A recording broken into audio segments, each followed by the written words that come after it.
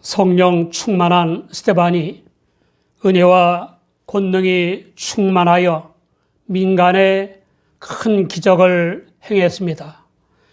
치유와 능력 행함의 은사로 병든 사람들이 치유되고 더러운 영에 눌린 사람들이 깨끗해져서 당사자들은 물론 많은 사람이 경탄하고 기뻐하며 하나님께 영광을 돌렸습니다.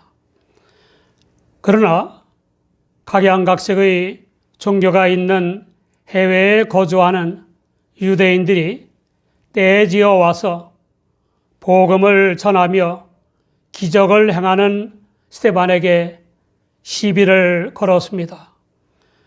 변론이 벌어졌지만 스데반은 타협하거나 혼합하거나 절충하거나 영합하지 않았습니다.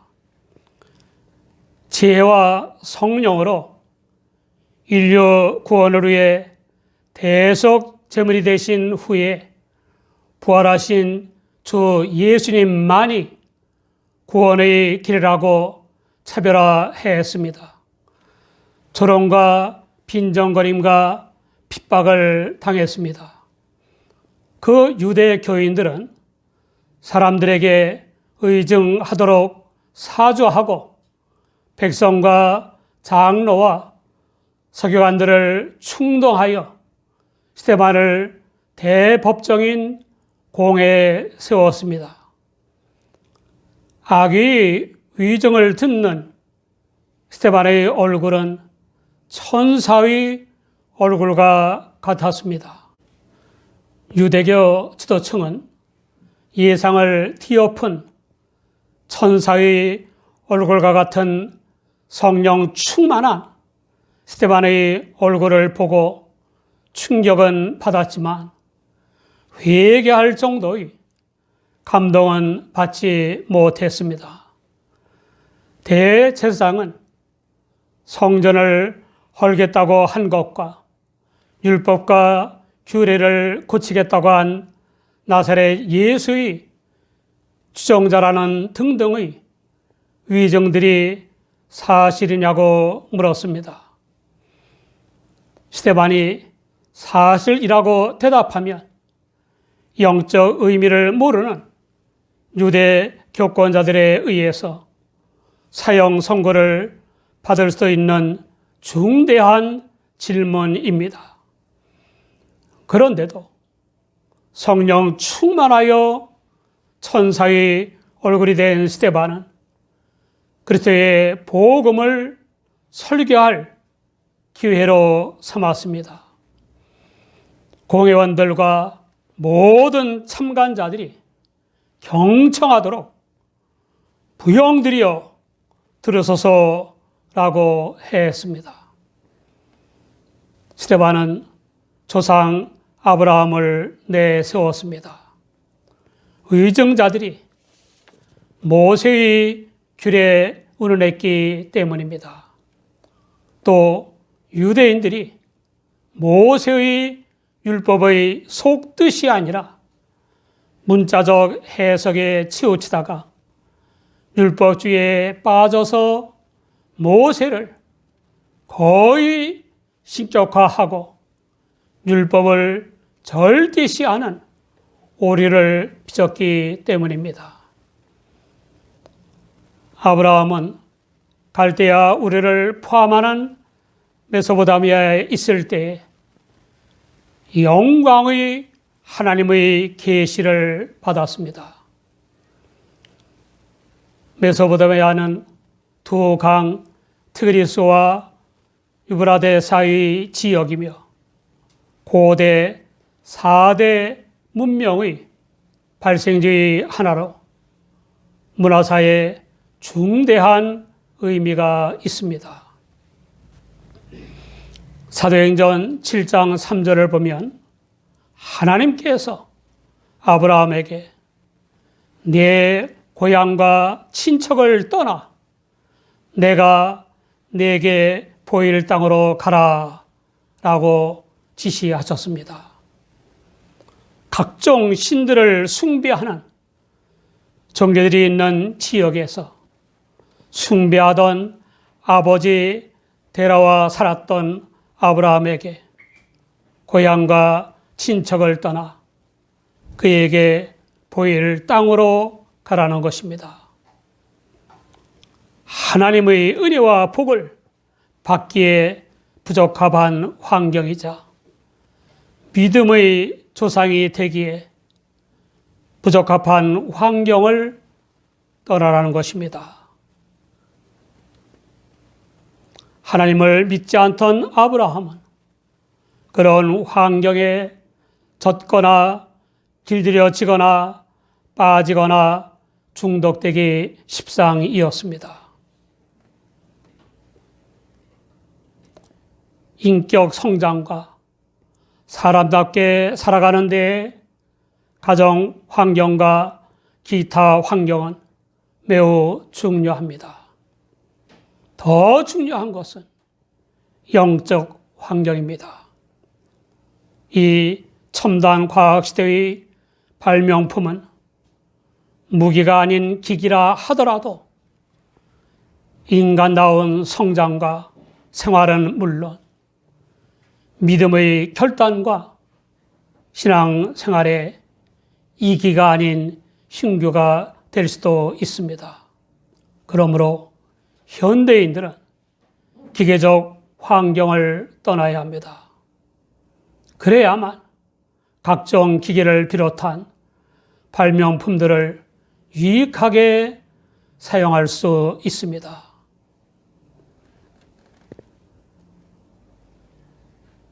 김모 목사님의 글입니다.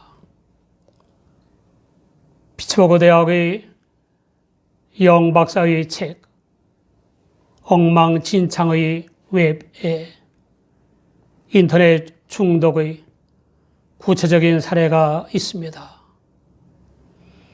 미국의 평범한 가정주부였던 마리시아는 인터넷 채팅으로 오스트리아의 마이클과 만났습니다. 처음에는 단순히 호기심으로 또 지구촌을 실감하는 재미로 시작했습니다. 문자로 서로 채팅을 하다가 마이클의 요구에 따라 웹캠도 남편을 졸라서 생일 선물로 받았습니다.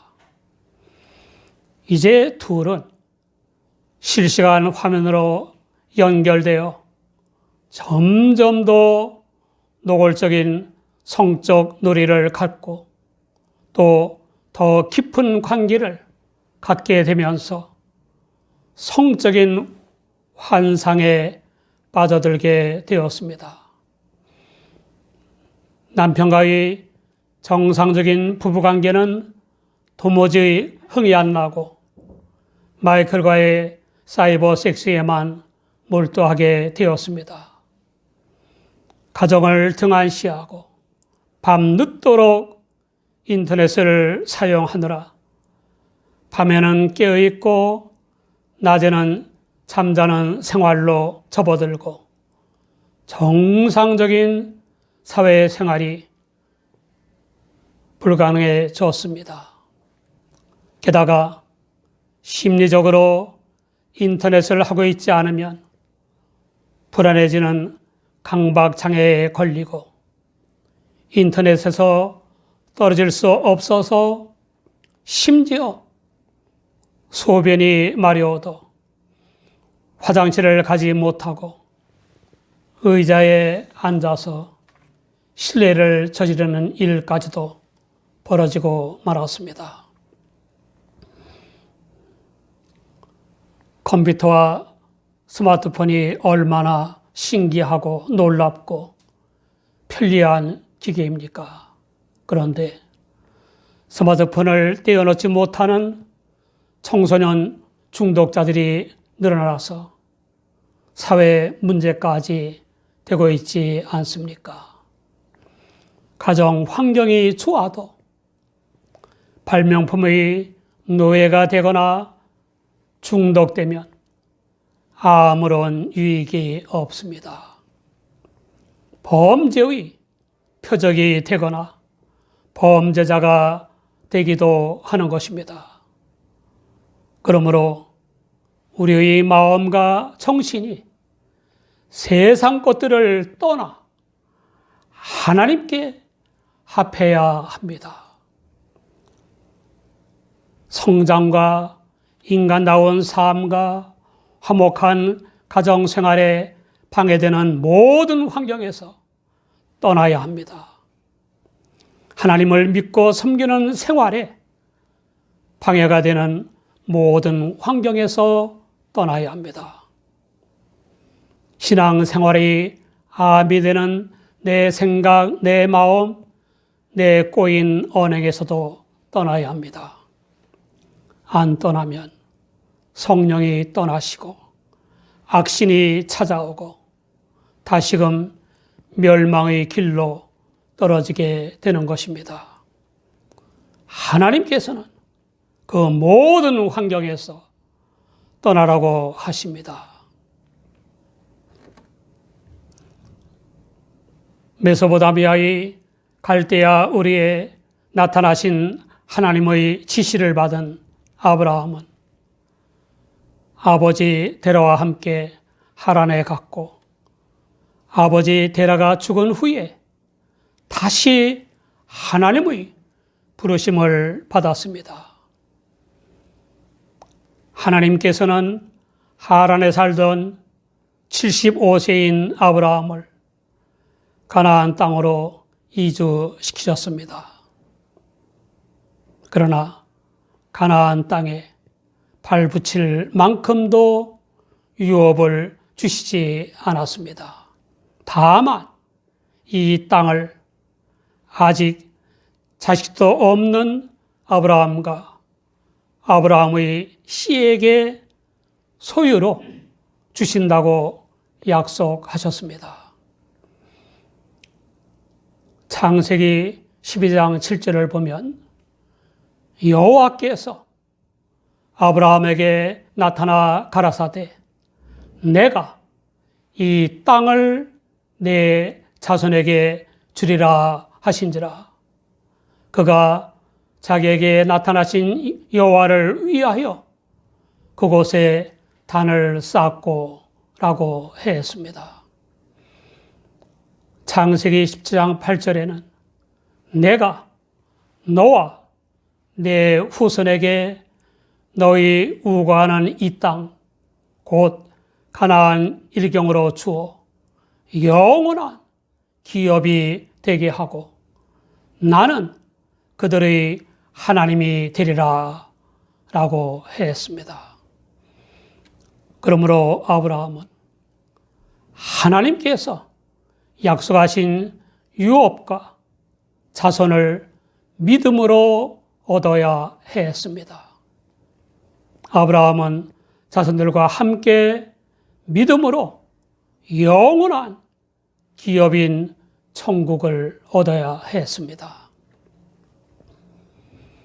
아브라함을 가나안 땅으로 인도하시고 유업을 주는 대신에 그 땅을 아브라함과 그 자손에게 주겠다고 약속하신 하나님께서 예언하셨습니다.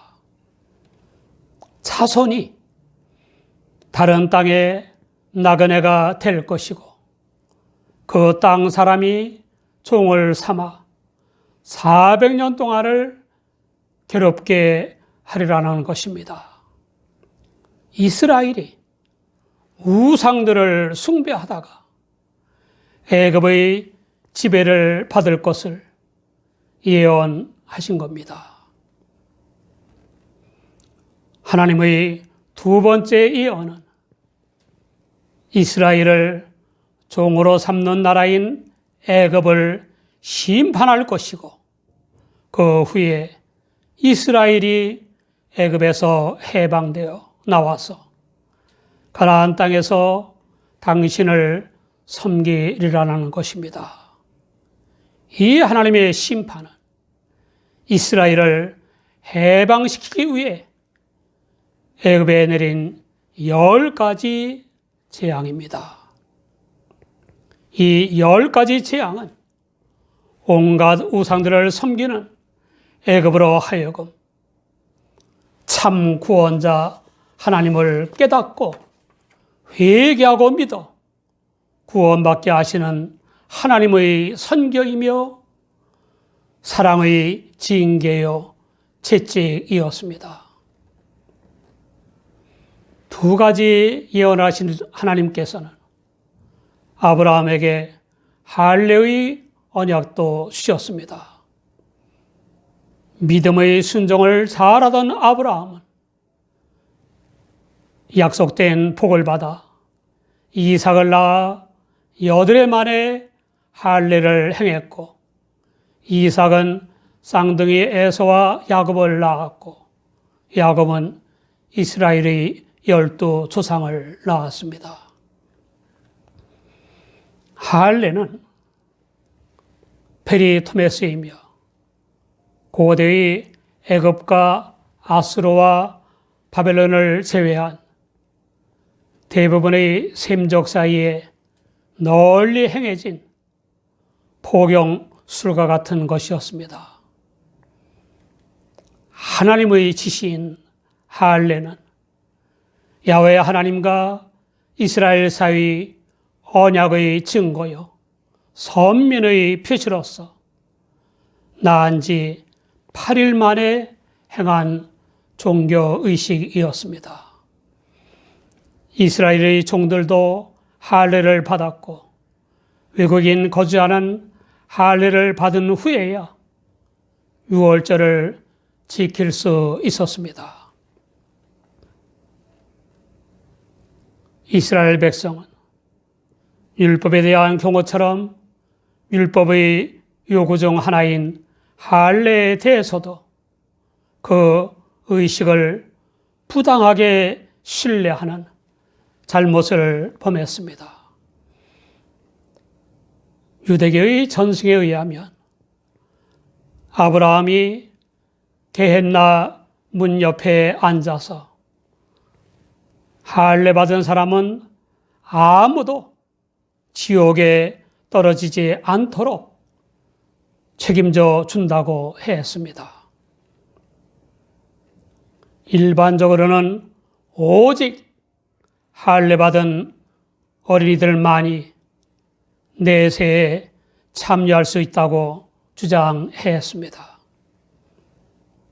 하치의 소개입니다. 메나켐 랍비는 자신의 모세오경 주석에서 할례를 받은 자는 아무도 지옥을 볼 자가 없다라고 했습니다. 또 메드라시 틸림은 자신의 주석에서 하나님이 아브라함에게 맹세하여 말씀하시기를 할례 받은 자는 아무도 지옥에 가지 아니하리라 라고 했습니다. 그러나 할례는 구원의 방도가 아닙니다. 창세기 15장 6절을 보면 아브라함이 여호와를 믿으니 여호와께서 이를 그의 의로 여기시고 라고 했습니다. 사랑하는 여러분, 스데반은 하나님의 아들 그리스도 예수를 전하고 하나님의 영이시자 그리스도의 영이신 성령의 은사를 받아서 기적을 행했기 때문에 억울하게 법정에 서게 됐습니다. 그러나 법정에서도 전혀 굴하지 않고 율법국 구약 성경을 들어 복음 설교를 했습니다.